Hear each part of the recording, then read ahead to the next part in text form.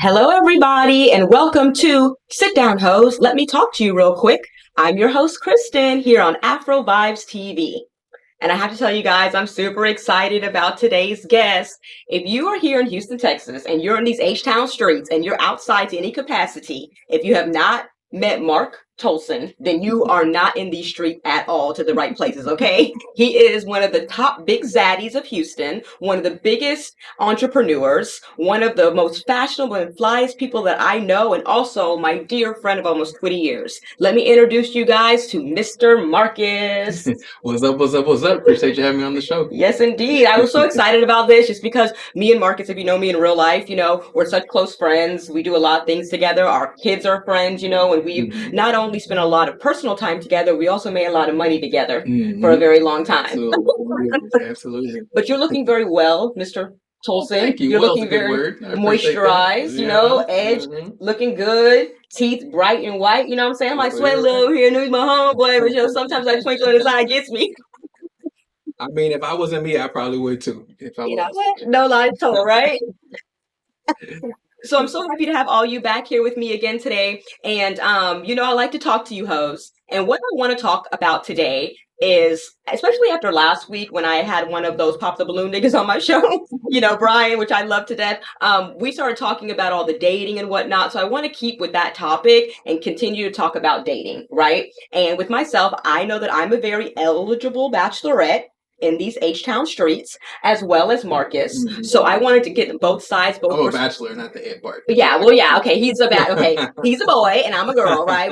Because nowadays you have to ask. A grown man. Yeah, like on your birth certificate, right? It says male. Yeah. Okay, just my birth certificate says female because these things nowadays, we have to get a little confusing around. A little confusing around her. Okay, no confusion. So, at the end of the day, when you're looking at me and Markus, honestly, we're not out looking for somebody to hang out with on a Saturday night. If we want to be out every night of the week, we can just do that. Right. Sometimes we are. Okay.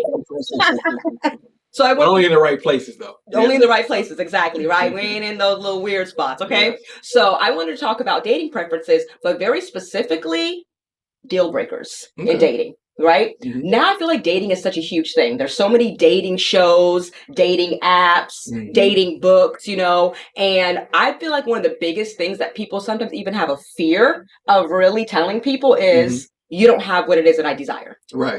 Right. What I like to use, my line is, the level of love you have to offer is just not something that I'm interested in. That's my nice way of saying it these days. Right. So I don't have that fear. But deal breakers are a huge thing. So I want to start off by asking you, Markus, as a man, as an eligible bachelor, as a very desirable single man that has options, you really get to stand on your deal breakers. So what would you say is one of your top deal breakers when it comes to dating? Cool. Well, first off, a real serious thing. I know the name of the show is called Sit Down Heaux. I'm not a hoe.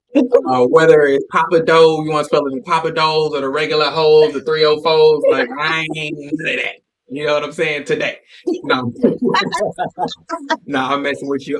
But yeah, so you asked, so the main question was, what were what are my main deal breakers? Yeah. Okay, cool. Well, I appreciate that question. And I think it's something that, you mentioned that I actually am able to stand on those deal breakers, but I would say anybody should stand on them, no matter how ugly you are or undesirable that you may feel that you are. You still got to stand on the deal breakers, because if you look at the divorce rates, they're so high, I think, because people are with the wrong people. Regardless of whether they had a strong connection, they had a sexual connection or a trauma connection, whatever brought them together, but they may not be compatible. So at the end of the day, I think when you're looking at non-negotiables or what did you call them again? Deal breakers. Deal breakers, right? I call them non-negotiables, but they're interchangeable, right? That's you have to literally look at that first, because you can spend so much time connecting with somebody, but then later on in life, or a year or two later, after a lot of things have happened, then you start to find these deal breakers, but you don't break. Exactly. You don't break because of these connections that you have already. But at the end of the day, you're going to end up breaking. You know what I'm saying? So to me, it just makes sense to understand what your deal breakers are, and to, as best as you can, because sometimes you might run into deal breakers later on that you never even realized that you had, right? But to get to your question, One deal breaker for me is for sure like your belief in God, right? And your fear in God. Have a relationship with the Lord. Okay, whatever that is. Right. Have a relationship with God. Absolutely. And why do you think it's important for someone? I mean, personally, I feel like if you don't believe in anything, then you don't, like you could be for anything. Right. That type of situation. Is that kind of where your mind leads? In a way, for sure, but I think it also just kind of it helps with like a moral compass and moral guidelines to go by, and as well as just the way that I want to raise my family. I think that when people come together, especially in marriage, it's hard to just for it to just be you two. Like God has to be involved in that relationship. And I have a friend, he's actually one of my best friends, and not that he doesn't believe in God, but I guess he's not like very God based or anything like that. And I looked at that, but he's such a good person. It's Mike, Mike, right? He's such a good person. And so I don't know. They kind of confuse me a little bit, but I just think that's very few and far in between, right? So at the end of the day, as far as for me, with friends and even with deep friends and even with in relationships, especially, for sure, that's one of my deal breakers. Got to have that relationship, because for me, it's all about success in a relationship or marriage, and what that looks like to me is being together for a very long period of time and or forever, right? For life, right? Yeah, so that's very important. I mean, I'm not a religious person, but I'm a spiritual person, right? So I can understand how maybe I don't go to church every Sunday, maybe I'm not subscribed to a certain religion. Me personally, I like all the religions. I like Buddha, I like Muhammad, I like Confucius, and of course I love Jesus Christ. I could take something from all of them. You'll see me at an Easter celebration, and then you'll see me at a Diwali celebration with the Hindus. Right. I do it all, right? But the point is that there's something to believe in that gives you a moral compass. That's something that you can build on. So have you ever dealt with a woman who was like, oh, I'm worshiping Satan up in her? No, I haven't even met too many. I've seen some on TV. I've heard of the Scientology stuff. But I guess we're protected against that. Yeah, absolutely. Praise the Lord. But no, I have never. Everybody that I've ever dated or run into is always thankfully like believed in God and followed some of those principles. Maybe not, like you said, been the most religious. I'm not necessarily the most religious, but that relationship with God is really what's most important, because he's going to be a part of our relationship. Exactly, because you have to have three parties in order for a relationship to work good. It's going to be you, your partner, and your higher power. And I'm even like a little bit, I have a deal breaker in that area as well, as I don't want to be with someone who's super religious. I don't want to be with someone who's like, we got to do these holy day of obligation. We have to pay our tithes. We have to go to church every Sunday. That doesn't fall in with my life. And I've literally dating a guy, loved him to death. He was so great. We harmonized beautifully. This motherfucker was all like, we got to go to church every Sunday. And I was like, no, you go to church, boo. Right. I'll make your breakfast. I'll iron your suit, but I'm not going, The same way, like, you can do what you want to do. I'm going to do what I want to do. So I completely understand the religious part. I get that totally with God and everything. But when it comes to me, I feel like sometimes with some of my deal breakers, there's something that is totally outside the box in other women, right? I want to talk about one of my number one deal breakers. And if you know me, you know this. I do not like dating men that don't have children. Okay, if you don't have any children, I don't want to fuck with you. It makes sense. And the reason why I feel this way, especially if you were a man over 40 years old, which is who I'm dating, and you don't have any children, then that makes me feel like, number one, you have nothing to live for, and then I date high value men with checks. So you're making $250,000. You ain't paying daycare. Right. You ain't paying tuition. You're not paying camp. That means you have a whole bunch of extra money to spend on okay. And so it's weird to me. And then another reason why is like, I feel like if nobody wants to have a baby with you, then your genetics are subpar. Right. Like there's nothing worth you're not smart, you're not tall, you don't have cute lips, cute eyes, because these women out here, if they want you, they'll get you. If they want your DNA, they want it, they'll get it, right? I try not to brush my teeth every day just to like keep them down. But it's okay, boo. I'm gonna get you some Listerine. It don't even matter, But you are a man, unmarried man, and you do have children, right? Have you experienced women who take to say you're no longer an option because you have children? Not very often, actually, and it actually surprised me because me, the goal was always to be married and then have children, but the cart has come before the horse. And I still plan to be married and have children, child and or children with my wife. Mr. Markus is single. But, and it's Mr. Markus, the insurance guy. Yes, okay, not to be confused with another Mr. Markus who wears a baseball cap. You know, you've seen him on the internet. Don't act brand new. This is Mr. Tolson, Mr. Markus Tolson, and he is an entrepreneur. He works on a laptop. Absolutely. But yeah, so no, for sure. I remember this one young lady, which I wasn't interested in necessarily. I had already decided that quick, that I wasn't going to be, that we weren't going to be together. It was our first date, but she was like, well, no, just to be honest, I just, I don't date people that have kids. But then some others have said that, but then kind of like changed their mind or whatever, but really not too many. And it's way less than I actually expected after I had kids, that don't care. You know what I'm saying? And then some, like similar to you, that are actually even more attracted to that, right? But another subject, or not a subject, but with that aspect in regards to people having kids, like it's an interesting take that you have, because if you look at it with insurance, right? If you remember with youthful drivers, if you were a youthful driver and a woman, but you had a child, they would actually give you the adult rate, right? Now, why is that? Because you're more responsible as a parent, right? So things start to change, for the better a lot of times as you become a parent in the natural, progression of life. Yeah. And I just feel like it's so strange. And it's like literally when I go online and I watch like the Pop the Balloon show or the Kendra show, something like that, women out there are all like, I don't want a man that has no children. I don't want all that. But like in real life, that don't be happening. Yeah. You know, it's like the internet is fake, fraud, and phony. Yeah. Because like I really wanted to ask you that question very, very sincerely, because it's like people make it such a big deal. It is really not one, and like people do what I met a guy not too long ago who said, I only want a woman with children because it makes her more, he literally said that, like she's more responsible. She has something to live for. Right. So I just think it's really interesting that, the general idea when you turn the TV on or anything or the internet or you're scrolling on Instagram is, oh, he got kids. Even when I was interviewing the gentleman from Pop the Balloon, the girl literally popped on him because he had one child, a 19-year-old child that's grown. What's that got to do with you, boo? Right. You know what I'm saying? Yeah. And especially when it comes to men. I understand with women, the women typically live with the mother. I mean, the children live with the mother. They're always around. When I'm dating a man with children, I might see that child once a month. Right. If even that. You know what I'm saying? Yeah. So it doesn't really affect my life too much, you know? But then when you do come together with the children, I think that it makes it better. Right. For sure. No, that definitely makes sense. And like I said, it didn't make too much of a difference. Matter of fact, it probably, I don't know, somehow after I had kids, for some reason, more women, were after me. Well, sometimes I be feeling like, even with my son, we have beautiful sons, okay? Gorgeous sons, okay?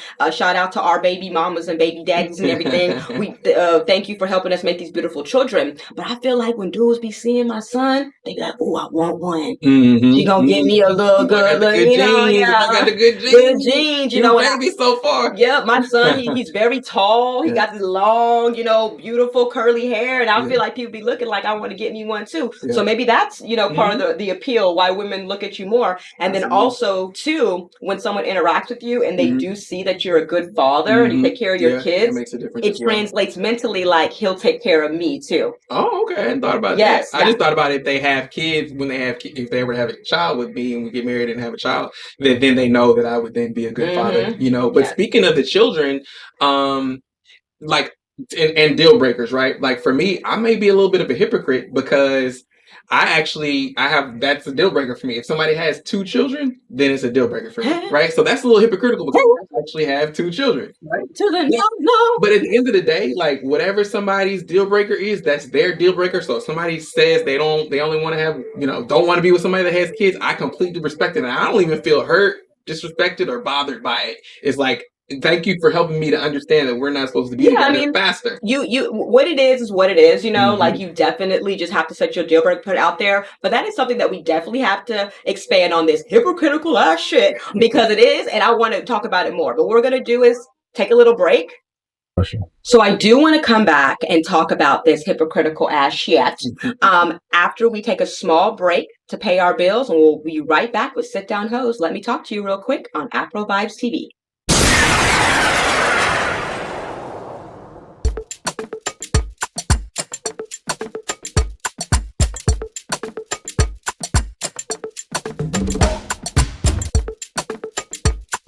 All right, everybody, we're back from break. Welcome back to Sit Down Heaux. Let me talk to you real quick here on Afrovibes TV. It's your girl, Christin, and I'm still here with Mr. Markus so we can talk our shit to you hoes. I said it before and he said it earlier, but like we're in Houston. No, I'm talking about H-Town. So hoe is just a word that you can use for anything. Like, your phone's right there. Go get that hoe. Right. You know what I'm saying? Yeah. So it's a little bit of an interchangeable word that we can use for anything. And, you know, there's a whole song. Ludacris used a hoe when he said it. You know, like, because most of you niggas is hoes too, you know, so we can all interchange it. All right. For sure. We have to make sure that everybody knows that we are live broadcasting in Houston, Texas, where Markus and I are pretty much Houston natives at this point. You know, he's been here his whole life. I have been here most of my life. Right. So we all I feel more comfortable. You can call me a hoe. Yeah, okay. See, now I'm talking about, yeah. I was just sitting down earlier, but now it's just person, place, or thing. It's just a person, anything now, okay? Yeah. So before the break, we were talking about your deal breaker, and we were talking about the maybe slight hypocrisy of you having 2 children, but saying that you do not want to date a woman that has, so she can have 2.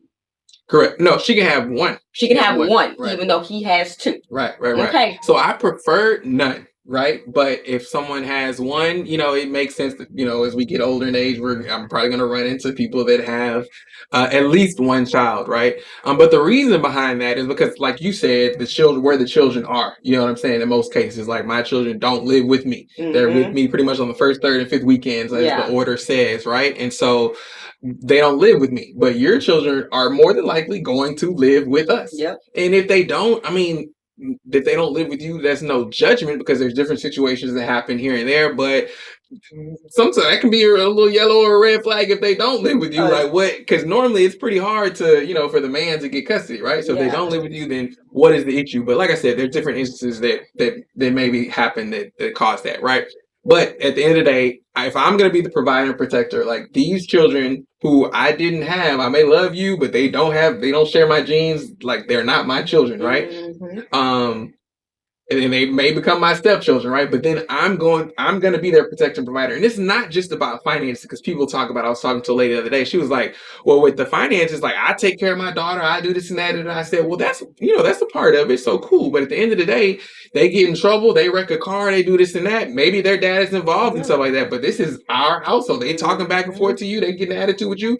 That's not going to cut it with me. I don't care if they are your dog. So that's the thing, is like that. So that's why I'm like, okay. It's a different dynamic with a man, you know, because even in my own situation, when I was married a second time, I've been married twice. Some of y'all haven't got your first husband yet, but you know, I've been married twice. Third time. And maybe the 4th or 5th or 6th. I'm gonna holla at one of y'all's daddies or something. Holla at me. No, but I had that problem to where it was like my husband was saying, I understand that there's another man's child, but he lives in my house. So he needs to listen to me and follow the rules, right. You know, and that's a very hard space to be in for a man, you know, at times, especially if you have different, you know, styles of discipline, different levels of parenting, it can be very difficult, you know, because the first time I was in a situation to where my husband was saying, your son disrespected me in my house, I need to discipline him. His dad was like, what are you talking about? You know, and he literally lives across the country. You know what I mean? So I completely understand, you know, that perspective when you put it that way. So I'm not going to call you a hypocrite too much longer. It does make sense to me. Okay. Well, by definition, it is what it is, but I'm fine with that from that perspective. So, you know, I was talking with one of my girlfriends the other day, and she's a teacher and she's highly educated. And she told me one of her deal breakers was a college educated person. Like she loved a girl. She's a lesbian. She's in a same-sex relationship, you know, and she always goes out with the baddest bitches. Right. She be pulling some fine, thick hoes. And I'm like, what's wrong with these thickums? Right. I like her so much. But, you know, she doesn't have a college degree. Yeah. You know? So how do you feel about that? Yeah, well, I mean, and sometimes it's like when you look at things like what really is a non-negotiable or is a deal, what really should be a deal breaker. And obviously they got to go, you know, for each person they have their own, right? But at the end of the day, some things I'm just like, man, and even with my deal breakers, it's like maybe there is somebody that I'm not just 1,000% going to cut them off if they have 2 kids. Now the religious, the spiritual thing for sure, like that's it. But as far as the 2 kids, it's like, small chance that maybe there's a different situation to where whatever I think about it isn't. So it's like, and even with the franchise that I own, right? They hire people separately and they require them to have a 3.0 GPA. Mhm. But then there's been people that they passed on that a franchise owner like myself hired, that then they become one of the top producers in the company. So I think you can never say never. You know what I'm saying? That's MJ's favorite song, Justin Bieber. But anyway, like, you never can say never, but it's like, obviously you have your standards, but maybe just look into it to see. Because like, you always like to say, I'm very proud. I do not have a college degree. I didn't graduate it. I decided I was finished. And I let you know. And this man signed my paycheck, so he could tell you I make more money than a lot of girls, who are, college educated. In my community with all the moms that I live with and everything, a lot of these girls have degrees and they be borrowing money from me to pay their rent.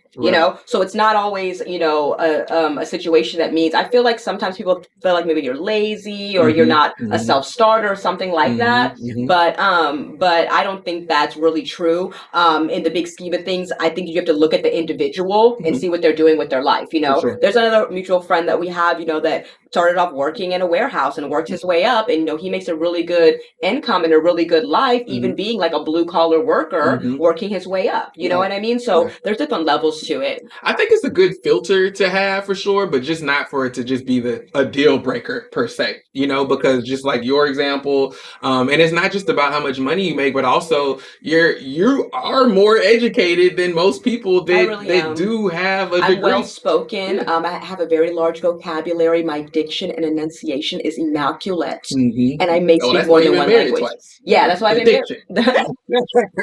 No, it's because I'm 5 feet and 115 pounds. 115. I'm a spinner. I do tricks. Okay, that's the reason why. I figured that's why I stay away from it. You know what I'm saying? We can't do it.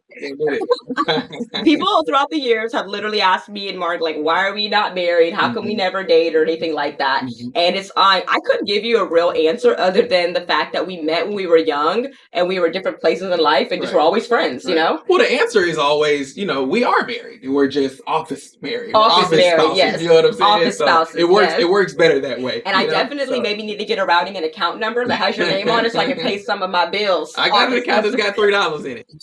I'll definitely give you the routing and account number. You can get 2 Jack in the Box tacos, girl. Every month too. That's not a bad deal. You know what I'm saying? You never know when you need it. Yeah, but I just don't think that like I said, to each their own, but there's plenty of people that are out there that are plenty of success that have all the same qualities that just didn't necessarily finish or didn't go to college. So not for me. I don't think it is either. But talking about like serious things, but on some like petty shit, like I want to talk about these men thoughts about hair. The wigs are out of control. Everybody is gluing on an ugly ass wig. You didn't blend your foundation. And you have these little wispies on the side that make you look like Ursula, a sea urchin. Right. From the bottom of the sea, under the sea, looking ass bitches.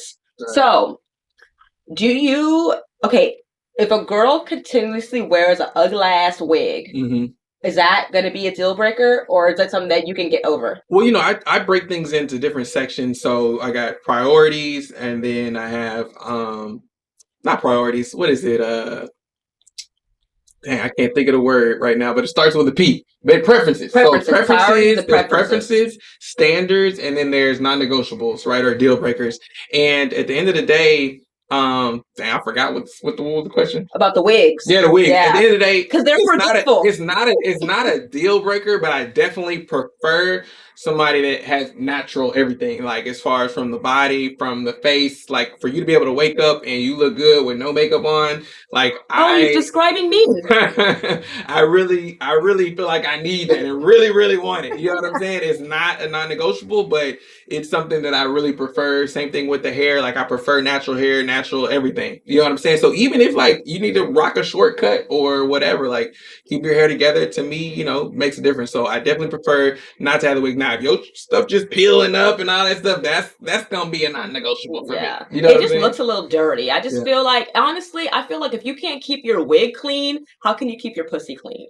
That's how my mind goes. You know what I'm saying? Like, if you can't get this together, what's going on over here? I like fish, but I don't like the way it smell all the time. What's this? Smells like fish. You know, we don't want all that going on, right? So, no, I definitely wanted to get your perspective on that because it's something as me as a woman, when I sit there and I think, I'm like, I be seeing a man that looks so good, like he looks all moisturized, he pulling up, you know, in the big body Benz, and this girl gets out the car with this nappy ass wig on that's like coming up, and I'm like, why he with her? Like, why he didn't tell her something, or why, you know, he spent all the money on the car just had to get the wig out of the trash can or something. I don't know. I don't understand it. But like, everything doesn't necessarily have to be a non-negotiable, so I'm glad you brought that up. But like, say for instance, I like big butts, and I can't lie, you know. But at the end of the day, you know, like, I love women that have big butts, but I actually don't really date very many. You know what I'm saying? If you look at a lot of my exes, they don't necessarily have big butts, but they have nice bodies, though. Oh, for sure. They're definitely slim, gonna be curvy. Definitely, listen. It's not Yeah. gonna be where your shoulder blades match and go straight down to your knee back. I've never seen Marcus with a bad body bitch ever.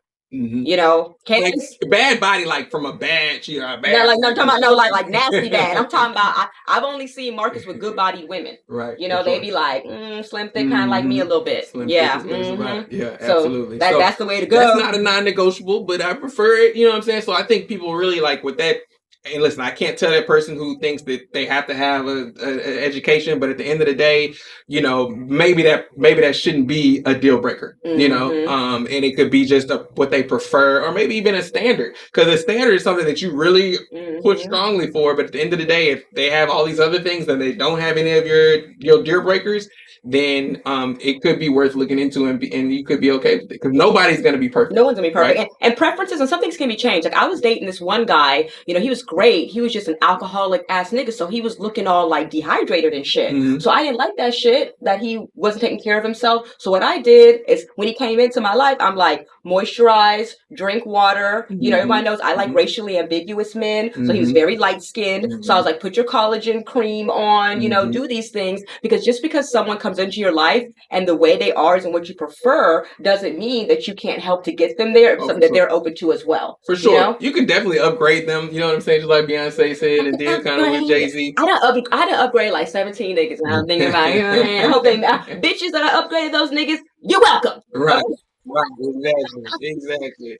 But at the same time, though, also just looking at somebody and understanding that this is who they are. There might be some things that they can change, but you got to be okay with, if they don't change it, am I going to be okay with it forever? Yeah, if this is somebody that I might be with. Between a deal breaker and a preference, right? So if it's a deal breaker, you're lying to yourself. If you think for a second that it's you're gonna be okay with it, right? And a preference is something that can change over time. You know, so that's even a really good point that you brought up, because I didn't even think about the difference between a deal breaker and a preference. And that would probably be even something that I can expand on more in the future, and something even help me, because I'm still, you know, in a space of learning myself and dating in a healthy way and dating with purpose, right? So even with that one idea of, you know, preference versus deal breaker. Yeah, for sure. Because if you think about it, there's a lot of women out there like 6 feet, 6 figures, 6 whatever else. You know what I'm saying? And it's like, at the end of the day, those are actually preferences. Like, I mean, I can't make a case where you can literally say that this is a deal breaker if they're not over 6 feet.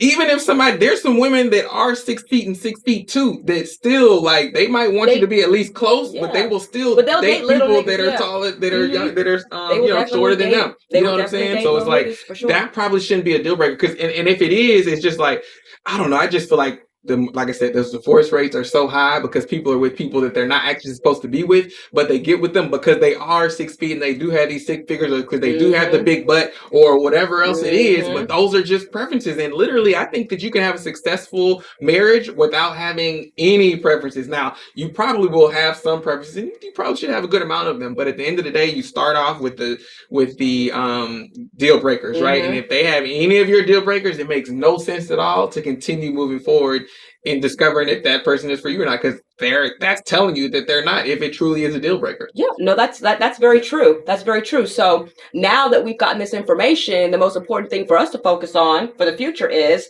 understand what your deal breakers are versus your preferences, because some of your deal breakers are just petty preferences, right? Absolutely. You know, That's a good way to put it, petty so preferences. now you guys, let's get your mind together, figure out what your deal breakers are and what your preferences are. If you're a tall bitch, try a little nigga, because the other niggas ain't working. How about that? So you're right.